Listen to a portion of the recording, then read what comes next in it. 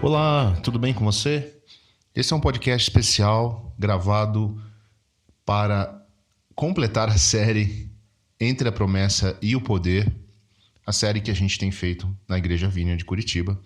O episódio 5 dessa série sobre Pentecostes ontem e hoje e a presença de Deus. Infelizmente a gente teve problema com o áudio cortou no meio da mensagem.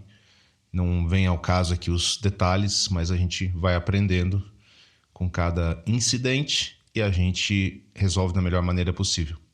Eu resolvi gravar ele de uma forma resumida, conversando um pouco sobre o tema. Obviamente que tudo aquilo que foi mais espontâneo durante a mensagem, você não vai ouvir aqui.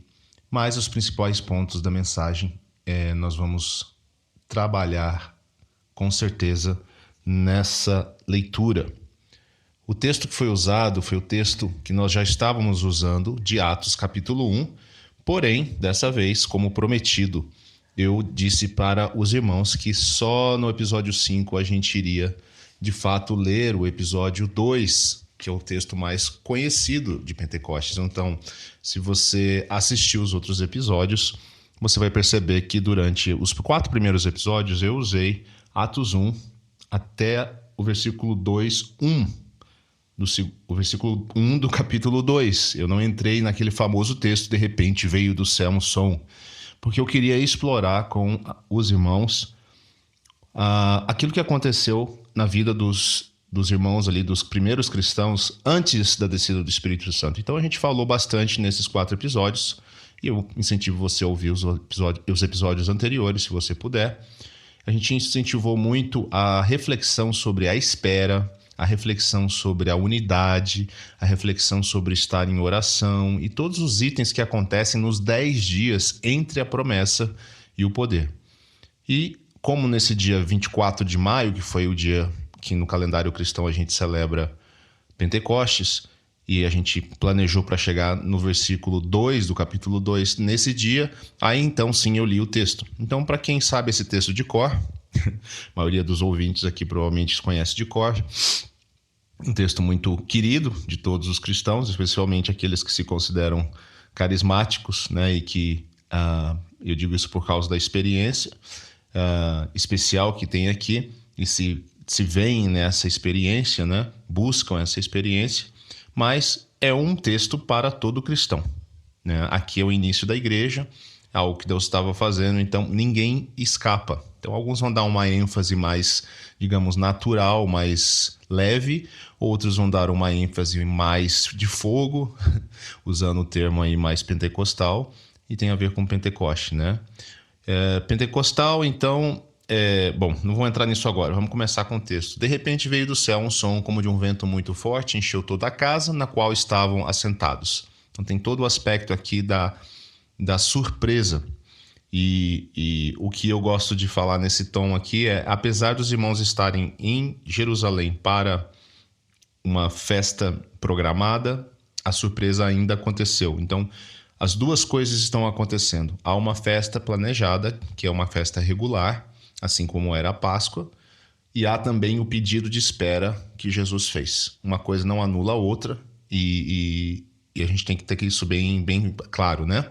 Versículo 3 diz: E viram que parecia línguas de fogo, que se separaram e pousaram sobre cada um deles. Todos ficaram cheios do Espírito Santo e começaram a falar noutras línguas, conforme o Espírito os capacitava. Então tem um aspecto aqui visual, um aspecto de impressão, né? A impressão parecia línguas de fogo, então ficou muito conhecida essa figura. É um desenho que muitas vezes está associado a descida do Espírito Santo, ou ao batismo no Espírito Santo, ou enchimento do Espírito Santo, seja lá como você prefere chamar essa figura. Mas o importante aqui é que todos ficaram cheios do Espírito Santo. Uma referência que eu gosto de lembrar lendo isso é a palavra todos, né? Então ali todos receberam o Espírito Santo. Então todo cristão, eu posso fazer uma analogia dizendo que todo cristão recebe o Espírito Santo, e aqui foi o primeiro dia onde isso foi como eu posso dizer, solidificado, né? Consolidado. E aí os irmãos começam a falar em outras línguas. Nesse texto aqui de Atos, a gente sabe que o falar em outras línguas seriam línguas de outros povos. Há uma referência que muitos vão dizer aqui a respeito de Babel, né? Em Babel, as línguas separaram as pessoas porque elas queriam chegar a Deus por conta própria. Em Pentecostes, Deus dá línguas para que as pessoas sejam unidas, então, de volta em torno do Evangelho, em torno do reino de Deus, em torno da pessoa de Cristo. Então, isso é muito significativo também. E esses irmãos falando em outras línguas, línguas humanas, eles acabam chamando a atenção da multidão, porque a multidão, diz o texto no versículo 5, que ela ouviu o som também. Desculpa, o versículo 6 diz que esses judeus devotos que estavam ali de todas as nações, eles ouviram também o som. Então são judeus que viviam fora e que estão agora em Jerusalém por causa da festa. Esse sim, muito provavelmente por causa da festa, que eu vou mencionar daqui a pouco. Então eles, atônitos e maravilhados, eles perguntavam: acaso não são galileus estes homens que estão falando? Ou seja, as pessoas estavam com dificuldade até de entender como é que podia o povo simples, né, um povo que eles conheciam, de não saber falar outras línguas, falando, e ainda eles diziam na minha língua materna. Então aquela coisa até assim saudosa. Imagina você estar visitando um outro país e você ouve um português.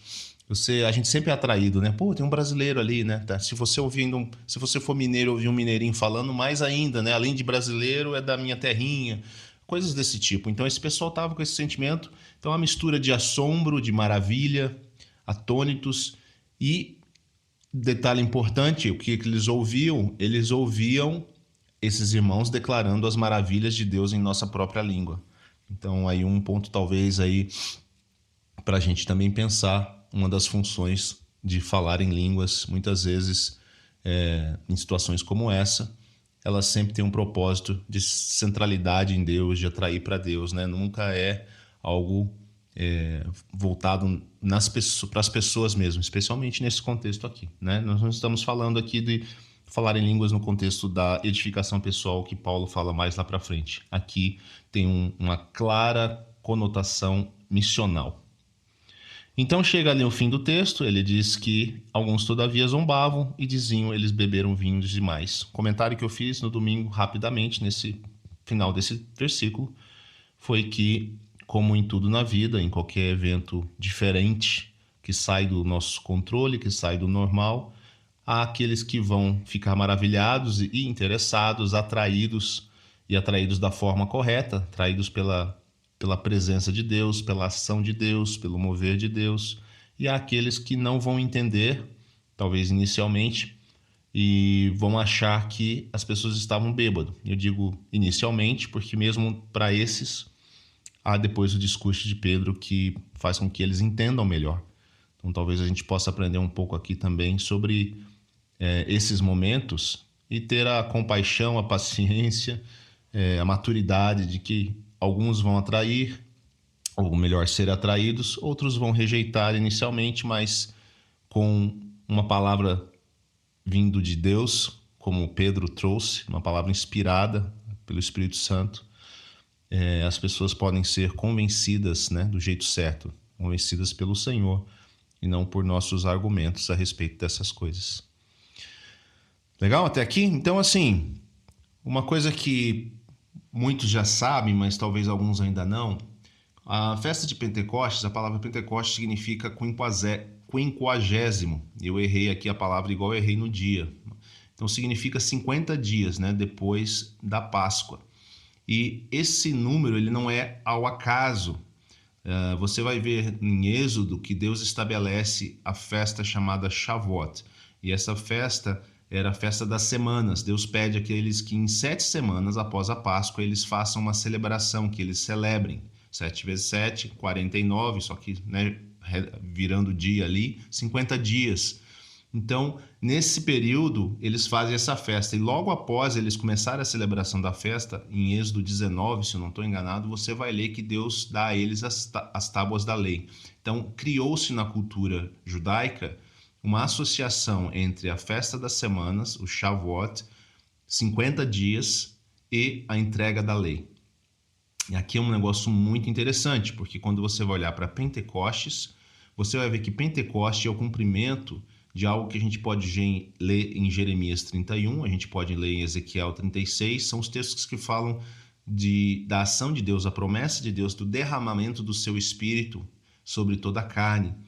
Um texto que fala sobre colocar a lei nos corações ao invés de tábuas de pedra, né? Tem toda essa conotação. Então é isso que está acontecendo em Pentecostes, está iniciando em Pentecostes, e a partir dali a igreja se torna uma igreja fundamentada em um outro modelo e uma outra aliança. Também são palavras de Jeremias, se eu não me engano. Uma nova aliança, uma aliança feita pelo Espírito nos corações e não mais de fora para dentro. Então não é mais a respeito simplesmente de eu seguir a lei ou de obedecer uma lei externa, mas de ter essa lei no coração, e isso vindo da parte de Deus. Não é nem algo que a gente vai poder dizer que a gente conquistou, né? E os discípulos aguardaram então em Jerusalém, obedeceram a ordem de esperar. Isso misturou com a festa das semanas. Pentecostes significa 50 dias, então esse é o resumo disso que aconteceu lá. Bacana? Indo então um pouquinho mais à frente na nossa conversa, eu mencionei também algo que é particular dentro das igrejas Vineyard, que é o famoso Dia das Mães, em 1980, que foi um evento que aconteceu numa igreja Calvary Chapel, onde o pastor era John Wimber. Nesse momento, John Wimber ainda não era um pastor da Vineyard, ele estava já há algum tempo pastoreando na Calvary Chapel. E John Wimber convidou Lonnie Frisbee para pregar nesse dia. Lonnie era um evangelista, é aquele cara que você vê no filme Jesus Revolution. No filme ele está nos anos 70, então ele começou evangelizando lá com Chuck Smith na Calvary Chapel, aquela história que você vê no filme. Isso que está acontecendo aqui, ele já não estava mais andando com o Chuck Smith, mas ele estava ali por perto dos irmãos. Ele tinha conhecido John Wimber, se eu não me engano, 3 anos atrás. E nessa data, John Wimber sentiu que devia chamá-lo para pregar. E o que aconteceu foi um grande mover de Deus nesse dia, após a pregação dele, quando Lonnie Frisbee prega, desafia as pessoas a uma rendição ao Espírito Santo e atribui-se a ele a frase "Vem Espírito Santo", né? Que como se ele tivesse dito isso, que era uma certa surpresa, que foi até para John Wimber, que passou a noite investigando onde é que estava isso na Bíblia. E tem uma história curiosa sobre Lonnie Frisbee, que ele diz que ele nem lembra de ter falado isso, e ele, quando ouviu a fita, isso mesmo, a fita da mensagem, na verdade ele fala "Espírito Santo vem". Então assim, ele até brinca um pouco que a frase não é importante, mas é a atitude por trás da frase. E eu trouxe esse texto como uma conexão, já que estávamos falando de Pentecoste. Aquele dia foi uma experiência similar a Pentecoste na vida daquela igreja. Com certeza tiveram os irmãos achando que o povo estava bêbado, com certeza tiveram os irmãos achando que o pessoal estava doido, não aceitaram o que estava acontecendo, não conseguiram compreender inicialmente. Eu sei que poucos dias depois, não sei se uma semana, teve uma reunião só com a liderança e com alguns irmãos da igreja lá da Calvary Chapel, com o John Wimber, e o Lonnie voltou para se explicar. Ou seja, não foi também uma coisa que foi rapidamente aceita, foi uma loucura, para dizer a verdade, se você ler os relatos. E você me pergunta novamente, por que eu estou falando desse tema? Porque eu achei interessante, relembrando o sermão do Lonnie Frisbee, antes desse momento onde Deus agiu ali. 3 coisas me chamaram a atenção no sermão dele, que eu acho que faz sentido para a gente adicionar nessa reflexão de Pentecostes, né? Primeira coisa que ele disse foi que o sermão dele trazia por trás dele uma exortação a um pedido de perdão. Pedido de perdão por a gente tentar tocar a igreja, levar a igreja e as nossas vidas com o nosso próprio esforço humano, né? Deixando o Espírito de lado. Então ele, na sua mensagem, ele usa o texto de Isaías. Eu não me lembro qual texto exatamente agora, não estou com ele anotado aqui, mas é um texto de Isaías, se eu não estou enganado. E ele começa falando sobre esse texto. Ele diz: olha, nós temos deixado o Espírito de lado nas nossas vidas e até na forma de fazer igreja. Então a gente precisa se arrepender disso. Segunda coisa, ao mesmo tempo que você pede então e reconhece a necessidade do Espírito Santo, você acaba um segundo pedido, que é um pedido de ajuda, que é o reconhecimento claro, escancarado da nossa fraqueza e total dependência. Então, se eu não vou fazer mais na minha força, eu tenho que falar: Senhor, me ajuda. Senhor, me capacita. E é justamente isso o tema de Pentecostes, né? Esse é o tema de Pentecostes. A gente está falando sobre exatamente o ponto de sermos capacitados para sermos testemunhas. Esperem até que sejam capacitados do alto. Terceira coisa que Lonnie Frisbee falou: submissão absoluta. É preciso que a igreja volte a submeter a sua existência e a sua prática à orientação do Espírito Santo.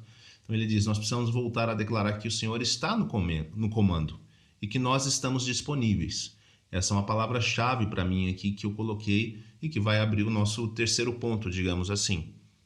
Disponibilidade. Todo o processo de Pentecostes, na maneira como a gente vai interpretar o texto e corretamente, quando a gente faz isso com calma, é entender que mais do que uma experiência e mais do que uma capacitação em si, há uma questão de disponibilidade para a missão. Os irmãos se tornaram disponíveis, eles esperaram por 10 dias, a vida deles meio que parou, num certo sentido, ali por causa disso, né? Não saiam de Jerusalém. Então, se Jesus estava dizendo isso, talvez fosse até comum que eles ficassem passeando um pouco, vão até as redondezas, outras cidades, fiquem ali, não saiam dali. Irmãos, pensa assim, até chegar a Shavuot e Deus derramar o Espírito, ninguém sabia quando seria. Então, eles estavam esperando. E se fosse 20 dias? Entende? Então, a espera, ela não acontece dentro de um contexto de ter uma data e hora. A espera, ela tem esse componente complicado. E a palavra disponibilidade é forte aqui. Então, se nós queremos, de novo, uma experiência com o Espírito Santo, Lonnie Frisbee está nos ajudando a pensar primeiro no perdão, Senhor, por termos deixado o Senhor de lado e fazer as coisas no nosso próprio esforço. Segundo, um pedido de ajuda, Senhor, nos ajuda a progredir. E terceiro, a submissão absoluta e disponibilidade. A disponibilidade, então, é a postura correta, né? A gente agora está disponível e também em descanso. Aqui é outro ponto importante. Por quê? Nós não estamos mais, como em Atos capítulo 1, esperando o Espírito vir pela primeira vez. O Pentecostes já aconteceu. O Espírito Santo já está disponível. Ele é uma promessa. João 14 diz, eu pedirei ao Pai, ele lhes dará outro encorajador, outro consolador que nunca os deixará. É o Espírito da verdade, vocês o conhecem, pois ele habita com vocês agora e depois estará em vocês. Então, a partir de Atos 1, Atos 2, a partir daquele ponto na história da igreja, o Espírito Santo é algo, como eu vou dizer assim, garantido, né? É algo real na experiência daquele que entrega a sua vida a Cristo e recebe a Cristo. Receber a Cristo é receber o seu Espírito. Nós não vamos falar aqui hoje sobre experiências de enchimento do Espírito Santo, ou, se você preferir, experiências de batismo, de imersão no Espírito Santo. Nós não acreditamos aqui numa segunda bênção nesse sentido. O Espírito Santo está disponível já no dia da conversão, mas você pode ter uma grande experiência nesse dia, você pode ter uma grande experiência com o Espírito Santo anos depois, você pode ter muitas pequenas experiências ao longo da sua vida. É só parar para conversar com as pessoas que você vai perceber que criar um padrão e dizer que é de uma forma específica e só daquela forma não faz sentido nem no texto bíblico e nem na experiência das pessoas. Mas, enfim, não é o nosso tema hoje aqui. Então, o que a gente está falando aqui é que a nossa busca não é e não precisa ser, não deve ser para que Deus providencie algo que falta, mas sim sobre a nossa disponibilidade para receber aquilo que já foi preparado e dado, né? Nós só derramamos aquilo que já está cheio, um copo cheio, um vaso cheio. Deus não está raspando o fundo do tacho, não tem falta. Então, baseados nessa certeza, a gente pode se mover do esforço religioso para um descanso e para uma entrega. É como saber que a chuva já existe, né? Nós sabemos que a chuva virá, nós não sabemos quando. Cabe a nós estar preparado quando a chuva é anunciada, né? Então, Pentecostes e a experiência do Espírito Santo não é uma novidade, não é como quando foi com os discípulos e Jesus disse, esperem até que do alto sejam revestidos de poder. Eles não sabiam como seria essa experiência. Essa experiência foi nova, mas agora nós sabemos como é. Então nós nos posicionamos, nós estamos nos colocando em disponibilidade para sermos revestidos. E o revestimento vem com uma missão, que é a missão da igreja. É a missão de cada um de nós, né? Tem um cara aqui que eu naquela semana tinha lido na internet, o nome dele é Peter Leithart. Ele disse que os efeitos do Pentecoste são miraculosos no cotidiano. O Espírito nos é dado para que possamos ser inteiramente humanos, vivendo uma vida alegre e obediente de dentro para fora. A lei externa virou liberdade no coração, gerando um desejo real e leve de obedecer. Então, o que ele está dizendo é o seguinte: havia um peso da lei, né? A gente percebe isso nos evangelhos, era uma coisa complexa, era um ambiente religioso muito forte, uma cobrança muito forte, porque tinha que acontecer de fora para dentro.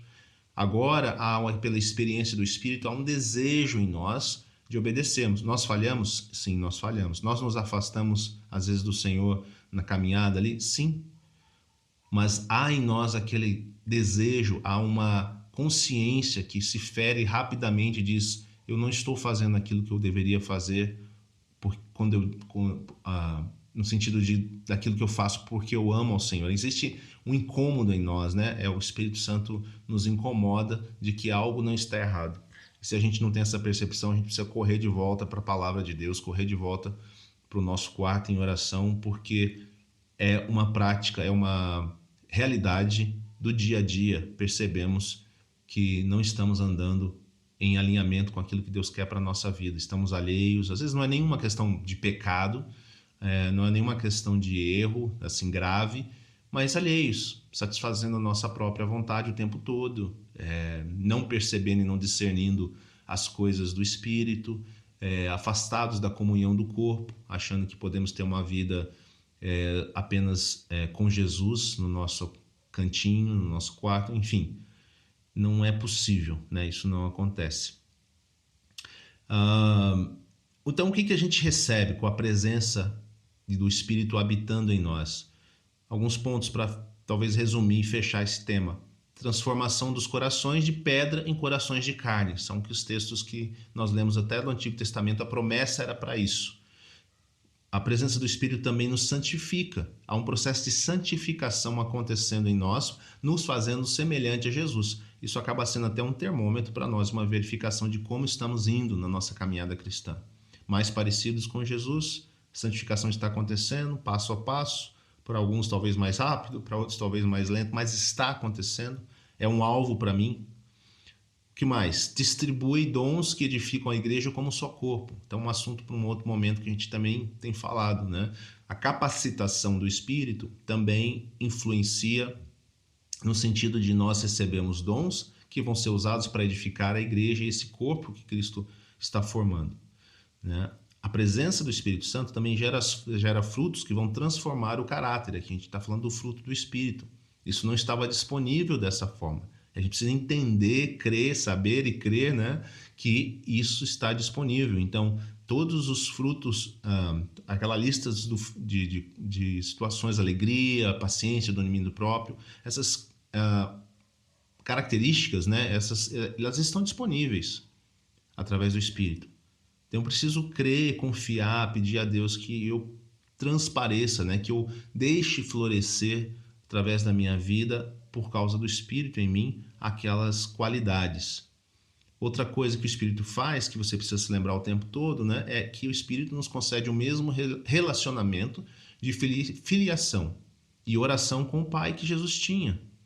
Há uma porta ali Olha que coisa maravilhosa, né? Se você pensar um pouquinho. Eu posso ter o mesmo relacionamento com o Pai que Jesus tinha. Por quê? Porque eu tenho o mesmo Espírito em mim que me conecta, que me liga ao Pai.